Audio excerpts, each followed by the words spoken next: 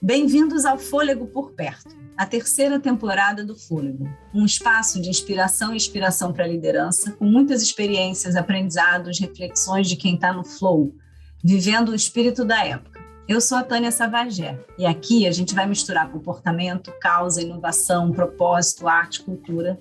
E nessa edição, falar das janelas que a gente pode abrir e as coisas que a gente pode aprender com o que a gente tem por perto. E sempre com uma boa conversa. Eu sou o Felipe Urbano e o nosso convidado de hoje é o Fábio Lacerda, vice-presidente de Pessoas e Cultura da Cogna Educação. O Fábio é vice-presidente da Cogna, maior, talvez um dos maiores conglomerados de educação do mundo. Ele vai ter chance de falar um pouco disso e me corrigir. E o Fábio é curioso falar sobre ele porque são tantas áreas que estão debaixo dele, tanta gente que ele precisa cuidar, tanta gente que ele precisa proteger, tanto ecossistema de educação, professor, enfim, que eu acho que a especialidade dele em digital, cultura, transformação, change management, agendas de M&A, trabalhar com gente nesse cenário de alta complexidade ainda está à margem de todas as coisas que o Fábio faz para cuidar dessa gente que está cuidando da educação do Brasil. Fábio, é um privilégio estar aqui com você. A gente tem muito carinho da sua presença aqui. Então, obrigado pelo seu tempo e por participar do Fôlego. Bem-vindo. Eu que agradeço, Felipe e Tânia, um prazer, time da Wisnet. Não preciso nem falar que quando eu recebi o convite, eu nem demorei 30 segundos para aceitar. É um prazer estar aqui para poder compartilhar um pouco da minha história, falar um pouco de temas que, como vocês colocaram aqui, que não tem a ver com a liderança, mas que impactam diretamente a liderança. Então, vamos junto aqui fazer esse momento um momento extremamente agradável e muito legal para todo mundo. Muito legal. O Fábio, sabe o que eu estava pensando enquanto eu te escutava agora aqui no comecinho? Eu lembrei de uma história, tinha uma época que eu estudava psicodrama. O psicodrama era muito legal porque tinha um conceito que todo mundo fala do psicodrama que é de espontaneidade.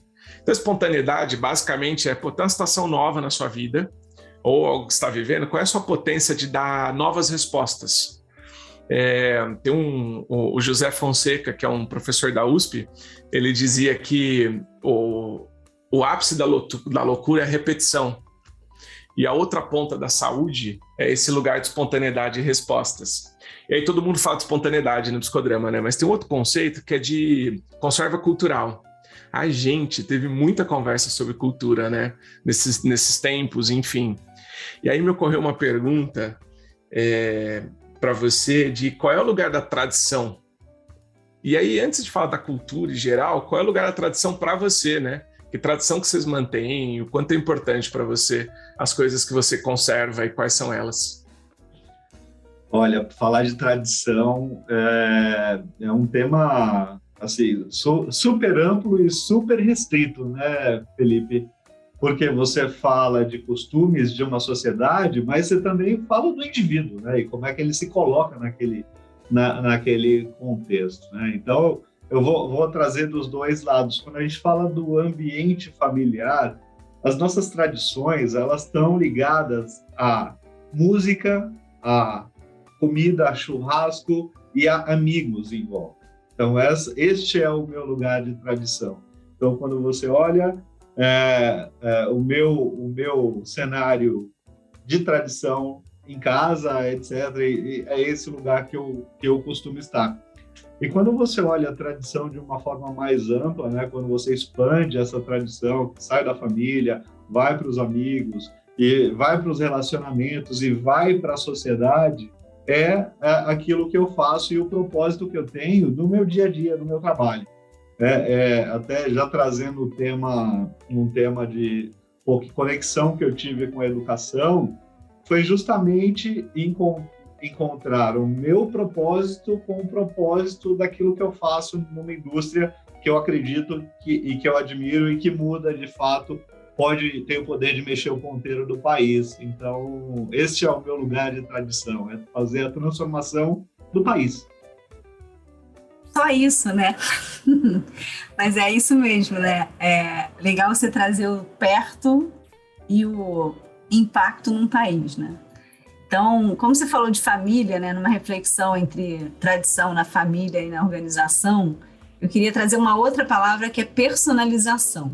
Eu estava lendo uma matéria, né, que você fez falando que a gente precisa sair de produto e ir para a jornada. Uhum. Né? Não pensar que RH vai desenvolver produtos, mas desenvolver jornadas, e que as pessoas hoje têm jornadas diferentes. Né? Eu ouvi outro dia de um jovem talento numa organização, ele falando, cara, eu não sei se eu quero ser CEO. Eu acho que eu queria, sei lá, ter um negócio e que o CEO fosse meu partner nesse negócio. Qual é o espaço de personalização na família, que eu sei que você tem mais de um filho, e nas organizações? Vamos lá, né? Quando a gente fala de personalização na família, eu vou contar um pouquinho da história, porque senão vai ficar fora de contexto.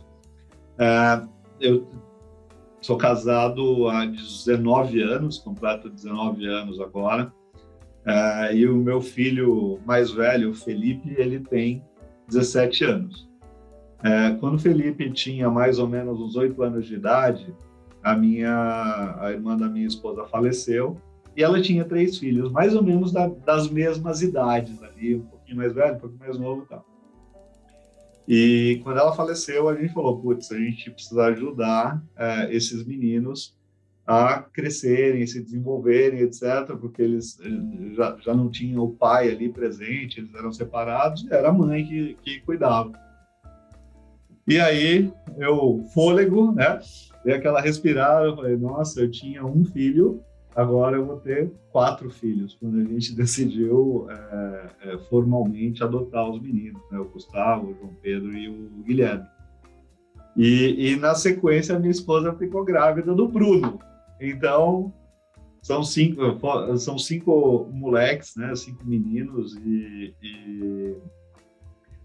e que foi uma mudança radical na minha vida, né? Fazer essa transformação de, eu estava preparado para ter um filho, agora eu tenho 5 filhos, e tudo duplicou, triplicou, quadruplicou, né? Porque você precisa, no supermercado, você multiplica por 10, né? Imagina 5 adolescentes, todos moleques, comendo, já viu.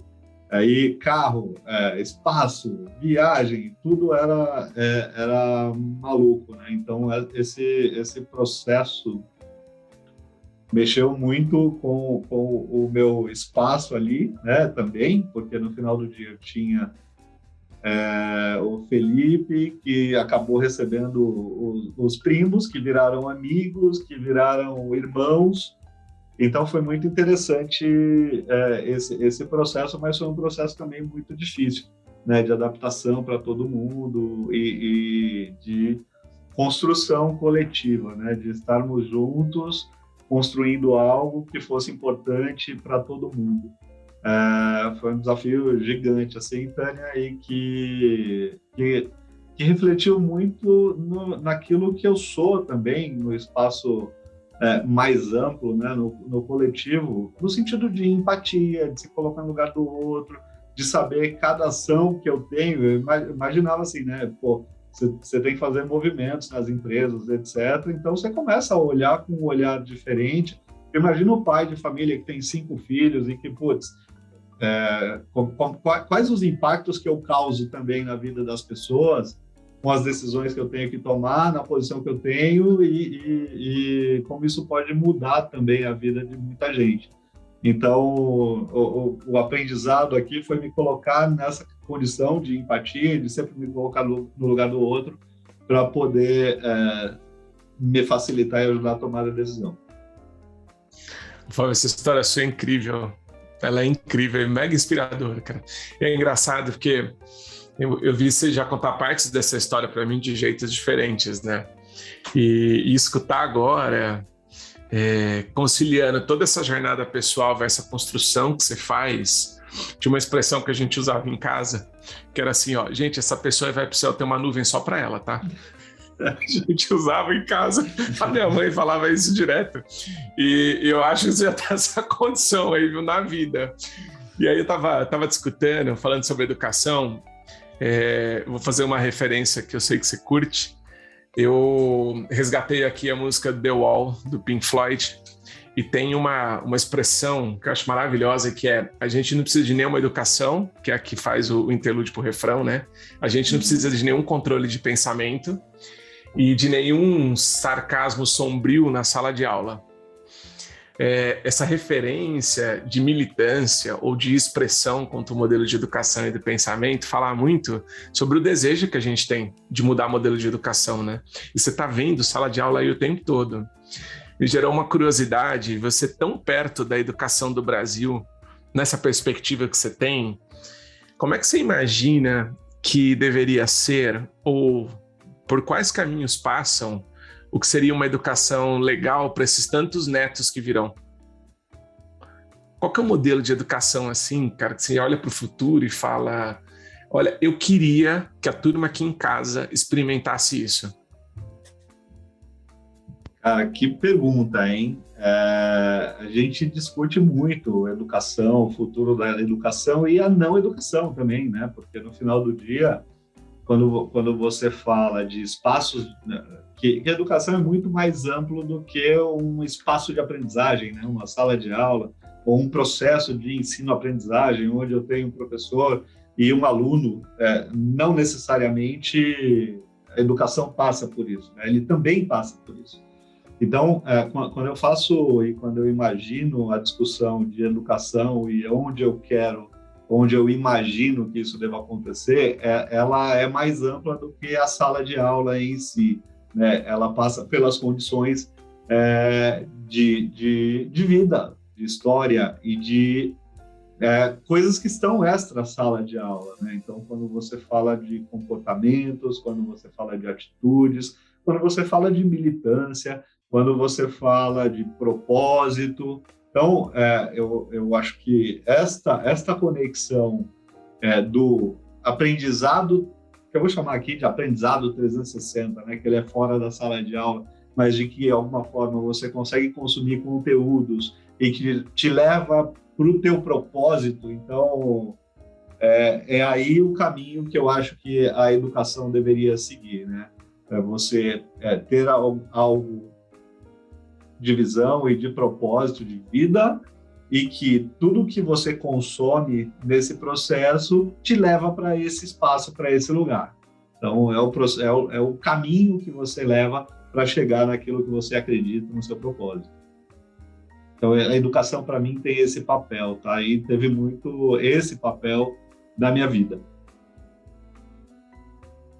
Já que estamos falando de educação, então, eu peguei uma frase aqui do Castells, que aí eu não sei se você gosta, mas ele fala assim: a tecnologia plasma a capacidade das sociedades de se transformar, assim como os usos que elas decidem dedicar o seu potencial de inovação.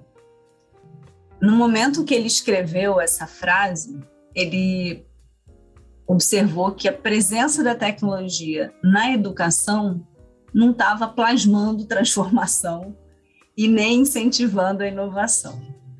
E aí hoje a gente estava lendo uma frase que acabou de ser dita no South by Southwest pela Amy Webb, e ela falou que por mais tecnológico e complexo que o futuro seja, ele vai nascer da mão de humanos. Eu queria explorar um pouco, na tua visão, qual é o papel da tecnologia na educação, essa educação de humanos. Não, perfeito, Tânia. A tecnologia, para mim, sempre foi o meio, tá? Tudo está em volta das pessoas e de como elas se relacionam com isso. Então, a frase é muito clara quando você coloca a tecnologia como meio e você entrega um conteúdo, né, que não é só a entrega desse conteúdo, mas que você traz e leva esse olhar para o aluno, para que ele tenha uma visão do todo. Então, tudo é uma pessoa que tem um conteúdo, que escreveu um livro, que falou no podcast, que fez um blog e que gerou aprendizado para alguém, e que esse aprendizado virou parte do dia ou daquela pessoa. Então, para mim, a tecnologia, ela viabiliza a coisa, e ela não é a coisa de fato. Então, é muito tranquilo e muito simples, e a educação precisa disso, porque o nosso processo de ensino-aprendizagem, né, o processo professor-aluno, ele é o mesmo desde sempre. Então, a tecnologia sempre vai ser um viabilizador desse processo. E mais importante que isso é você aprender a reaprender, né? Então, como é que você recebe o feedback de quem tá ali no processo de ensino-aprendizagem, quem está aprendendo, e renova esse conteúdo para que ele seja melhorado a cada tempo, a cada etapa e a cada fase do processo de aprendizagem. Tem uma coisa da tecnologia, eu estava tentando lembrar aqui quando eu estava lendo Paulo Freire, e nem todas as formas de pedagogia, autonomia, prática de liberdade, tinha esperança, oprimido. E era um tempo muito legal da vida, eu estava tentando entender como é que funcionava o processo de educação. E aí eu lembro que e eu não lembro do Paulo Freire dialogando sobre tecnologia. Não lembro só, né? Ele deve ter falado alguma coisa, mas eu não lembro. Mas tinha uma coisa muito interessante que me chamava a atenção na fala dele, que era esse espaço de autonomia que acontecia nessa relação entre aluno e professor. A importância da autonomia no contexto de aprendizagem e etc. Eu queria pegar o assunto da educação e voltar nessa condição nossa de liderança. Uhum. Quando que você sente, Fábio, na sua experiência, que o líder sente que tem muito espaço, e como é que você sabe que ele está usando bem isso? E quando você sente que o líder está preso na sua jornada? E aí quando só você vai pensando, né, nessas condições de liderança, que você vê muito líder no dia a dia. Uhum. A definição de autonomia que fez mais sentido para a minha jornada é autonomia o tamanho do quadrado que você tem. Ninguém tem um quadrado gigante em que não tem espaço. Não, todo mundo tem um limite de autonomia, ainda que seja as leis de um país, né? Então, eu queria te ouvir um pouco sobre esse espaço de liderança e autonomia, porque eu sei que é um negócio que você gosta disso, tem bastante, enfim, gosta de ocupar. Queria te ouvir um pouco. Esse ponto, eu sempre faço essas discussões com o meu time, Felipe, e ela é muito... Ele está muito na agenda, né, da liderança, do dia a dia. Eu sempre me coloco da seguinte forma, né? Então, cada um tem o seu espaço, né? Então, você foi contratado, você está aqui desenvolvendo um projeto que tem um limite ali, tem um espaço. E eu sempre coloco para o meu time que é o seguinte: você precisa sempre procurar ocupar o espaço daquela caixa de cima e não da caixa de baixo. E que você tem que ampliar o tamanho da sua caixa buscando o desenvolvimento de novas competências, porque senão você vai ficar dentro desse espaço, dentro desse quadrado. Então, uma forma de desafiar a minha equipe, desafiar o meu time, desafiar os meus pares gente, tenta ocupar espaços fora da sua caixa, fora do seu quadrado, fora do seu quadradinho do organograma. Eu vou te dar um exemplo, aconteceu comigo aqui, e que foi muito importante no desenvolvimento da minha carreira, Felipe. Essa história é muito... nós tínhamos um desafio, eu como gente, e eu vou amarrar a área de gente, a área de RH, gente de cultura, com educação. Quando eu trabalhava em outras indústrias, eu sempre fui crítico das faculdades, das empresas de educação, etc., porque eles não formavam gente com as características, as capacidades, as habilidades, as atitudes que eu precisava para o meu ambiente corporativo. Ponto. Então, fazia programa de trainee, programa de estágio, e sempre tinha que fazer um investimento muito grande também em tecnologia, em desenvolvimento, em dar aquele banho de loja para que a pessoa viesse rodando ou viesse rodar nas organizações que eu trabalhei. E eu falei, agora que eu trabalho em educação, eu tenho uma chance enorme de fazer impacto e de mudar essa roda, fazer ela virar de um outro jeito. E aí eu comecei a investigar aqui como é que era o processo de desenvolvimento das matrizes curriculares e de como ela conversava com o mercado de trabalho. Porque eu falava o seguinte: o que o aluno vem buscar aqui com a gente? Ele quer o diploma. Não, ele não quer o diploma. Ele quer melhorar de vida. Pô, então ele quer ascender, ele quer causar impacto. O diploma é o meio que vai fazer com que ele se desenvolva, cresça, ele gere valor ali para a família dele, para quem está no entorno. Então, quando a gente começou a investigar isso, eu falei, então, como é que eu faço? E para que isso aconteça, ele depende do mercado de trabalho. Não tem, assim, ele pode estudar para ser concurseiro, ele pode estudar para ser executivo profissional, ele pode ser profissional liberal, ele pode ser empresário, ele pode fazer o que ele quiser com o diploma. Mas para que isso aconteça, eu preciso saber o que esse mercado pede e cruzar com aquilo que eu estou oferecendo. Então, eu peguei lá as competências de mercado, aí comecei a entender, aí fiz uma dinâmica, eu falei, como é que eu conecto o mercado com a minha matriz curricular, meu time de acadêmico que desenvolve matriz curricular. E aí a gente criou uma plataforma que conectava as empresas, né? Então as empresas colocavam as competências, eu cruzava com as competências dos alunos e eu voltava lá para o acadêmico e falava, acadêmico, esse curso de ciências da computação não fala de cloud computing. Como é que você vai ensinar alguém ou vai formar alguém para o mercado de trabalho se a competência que o mercado quer não é a que você oferece aqui? Então, eu desenvolvi essa plataforma e eu tive que fazer isso fora do meu horário de trabalho, assim, meio que foi meio rebelde aqui na época, porque, pô, isso aí não está na agenda agora, vamos, né? Tinha outros temas na agenda e foi muito engraçado porque isso virou um case, depois virou um MVP, depois virou um business e hoje tem 40 mil empresas, tem 400 mil alunos na plataforma. E, efetivamente, a gente conseguiu trazer para a nossa matriz acadêmica aquilo que o mercado queria, que o mercado de trabalho queria. A gente atualizou tudo e a gente trouxe até algumas empresas para validar as nossas matrizes e falar, cara, isso aqui funciona para logística, por exemplo? Então, foi muito legal. Então o impacto da educação com o mercado de trabalho e também com o meu dia a dia aqui foi muito legal. Maravilhosa essa história de garantir essa coerência, né? Porque nem sempre ela existe. Mas falando de liderança, hoje eu estava ouvindo uma pessoa falar que quando a gente ouve muito, né? Liderança é exemplo. E se eu falo que é um exemplo, eu quero seguir um exemplo e não outro exemplo. Eu continuo numa lógica de competição e de escassez, como se só tivesse um exemplo. Mesmo que seja mais de um, nossa, né, que peso eu ser um exemplo. E que talvez a gente devesse pensar que liderança é influência.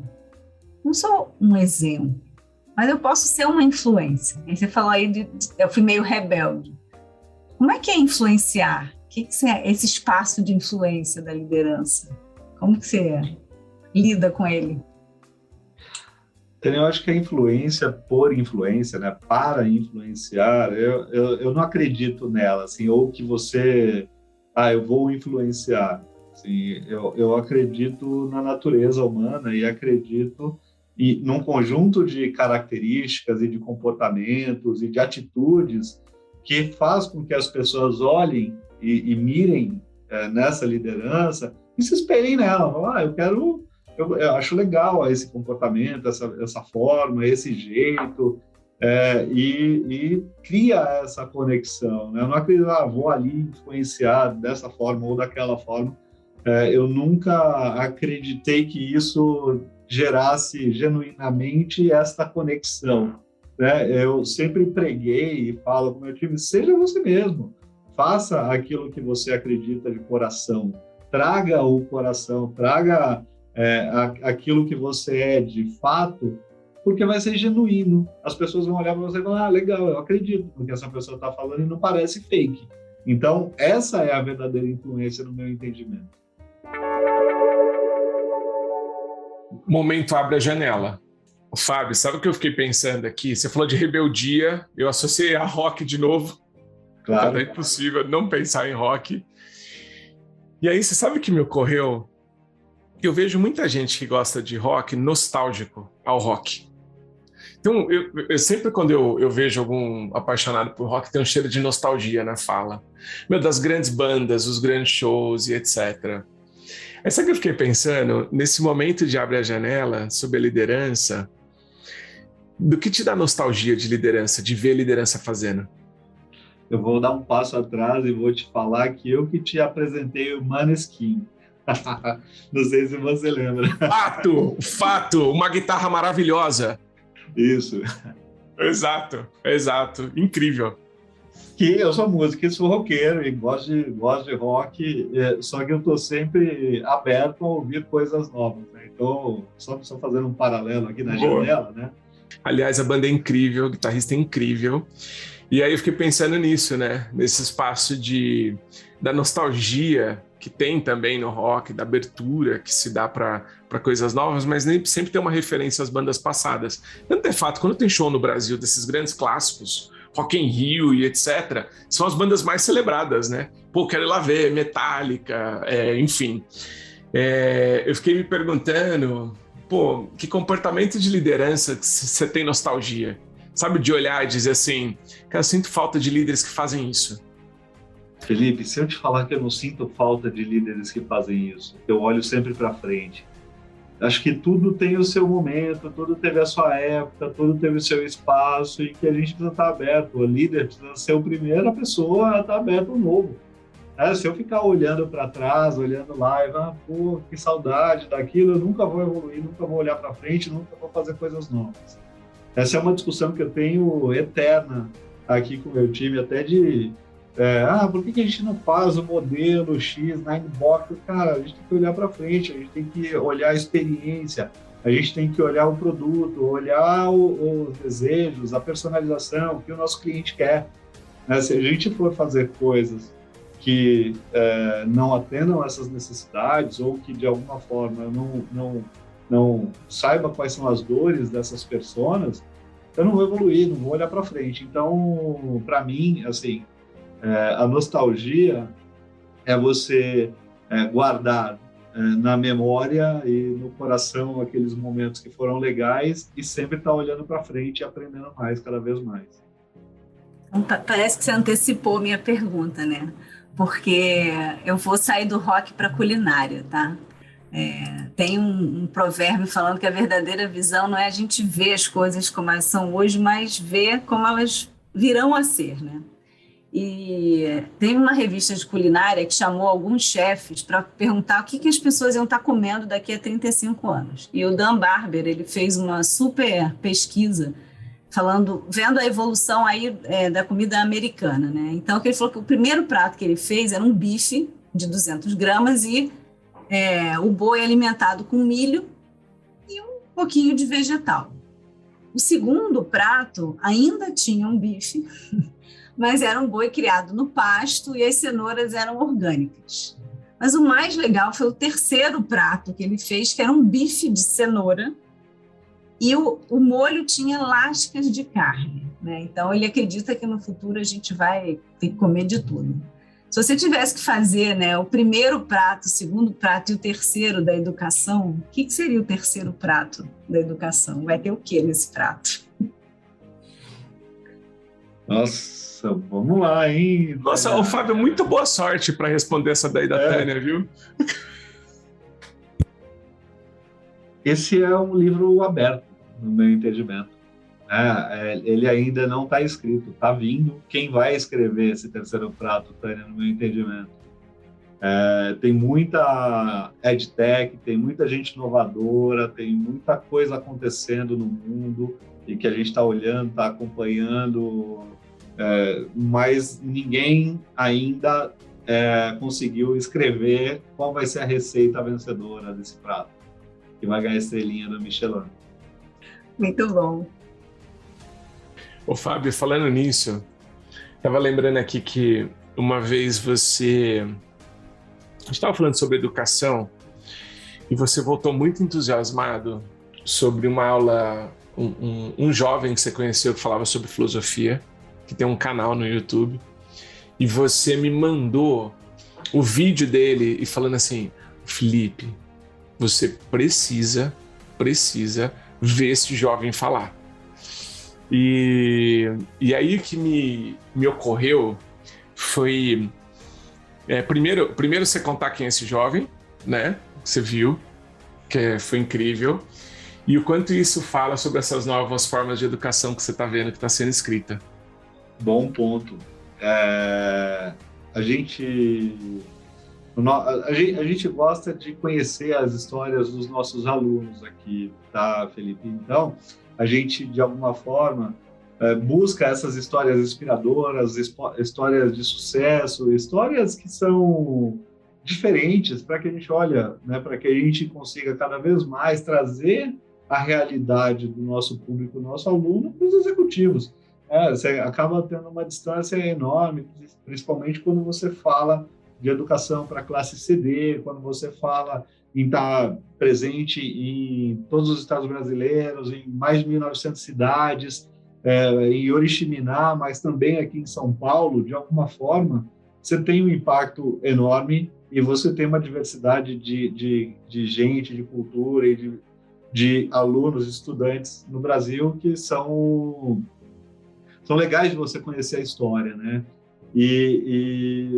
Poxa, a gente conheceu, a gente trouxe para conversar aqui com os executivos o Aldino Vilão, que foi a pessoa que eu te apresentei. O Aldino, ele é um aluno nosso de filosofia, ele tem um canal no YouTube e ele traduz a filosofia para a linguagem da comunidade, do lugar que ele está inserido, entendeu? Então, ele leva Foucault, ele leva todas as pessoas ali para aquela realidade dele, ele traduz para a realidade dele. Foi muito legal tê-lo ouvido, porque eu também vim da periferia, eu tenho um monte de privilégio hoje na minha função, na minha posição aqui, mas eu me conectei com a história dele porque a gente veio do mesmo lugar, entendeu? Então, convido vocês a conhecerem o canal dele no YouTube, que é muito legal, e que também falei de YouTube aqui, mas nem sei se eu podia. Lógico que pode. Aliás, vai estar disponível no YouTube também. Tem um episódio dele que chama Niilismo é Coisa de Nóia. Maravilhoso, maravilhoso. Convido todos vocês a conhecerem o canal do Aldino Vilão, né? E ele tem lugar de fala, ele pode falar. Então, causou um impacto muito legal aqui também na gente, no impacto que a gente causa no outro.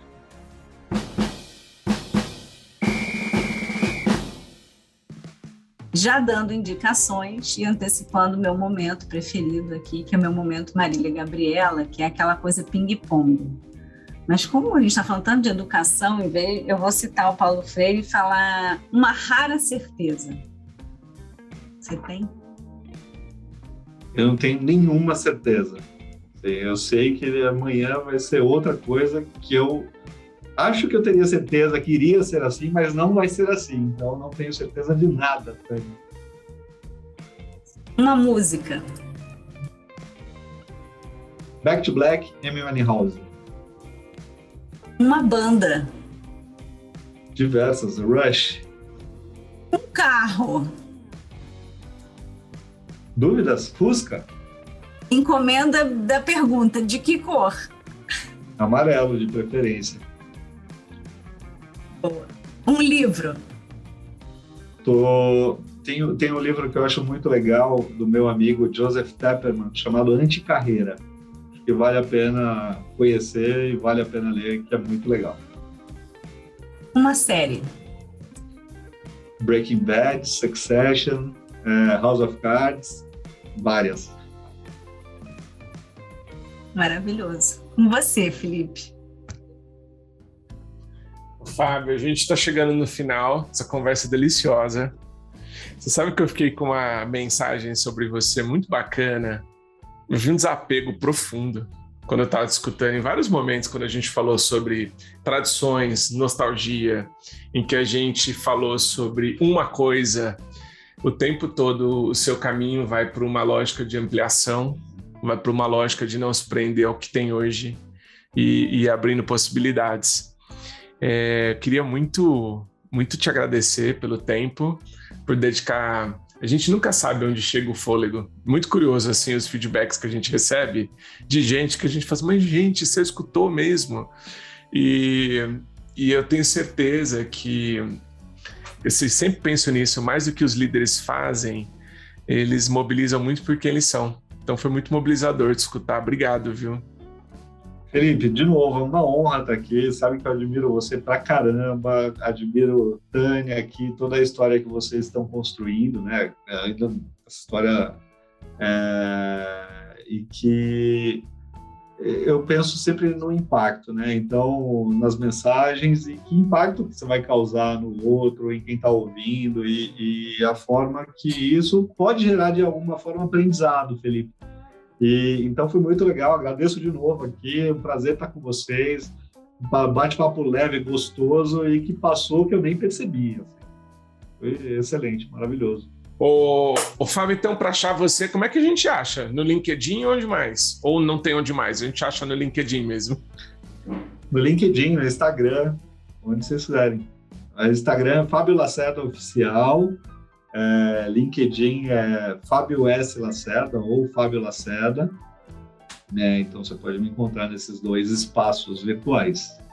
E para você que teve fôlego para ficar com a gente até aqui. Obrigada.